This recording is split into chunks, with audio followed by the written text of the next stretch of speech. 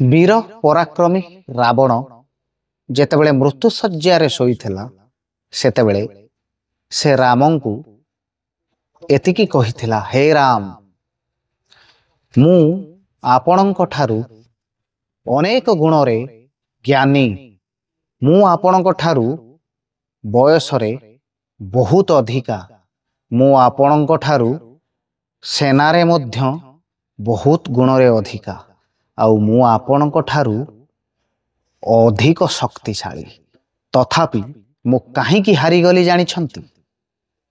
କାହିଁକି ନା ମୋ ଭାଇ ମୋ ପାଖରେ ନଥିଲା ଆଉ ଆପଣଙ୍କ ଭାଇ ଆପଣଙ୍କ ପାଖରେ ଥିଲା, ଯେଉଁଥିପାଇଁ ଆପଣ ଜିତିଗଲେ ଆଉ ମୁଁ ହାରିଗଲି। ଆଜିର ଦୁନିଆରେ ମଧ୍ୟ ଠିକ୍ ସେମିତି ହେଉଛି ଆଜ୍ଞା। ଯେଉଁ ଯାଏ ନିଜର ମଣିଷଟା ଅନ୍ୟର ଲୋକ ସହ ବନ୍ଧୁତା ସ୍ଥାପନ ନ କରିଛି, ସେବେ ଯାଏଁ ନିଜର ପରାଜୟ ଅସମ୍ଭବ। ସେଇଥିପାଇଁ ନିଜେ ନିଜ ଲୋକଙ୍କର ସବୁବେଳେ ସାମର୍ଥ୍ୟ ହୁଅନ୍ତୁ, ତାର ସାହସ ହୁଅନ୍ତୁ, ତାର ଶକ୍ତି ହୁଅନ୍ତୁ। ଏଇ ତ ଜୀବନର କଥା।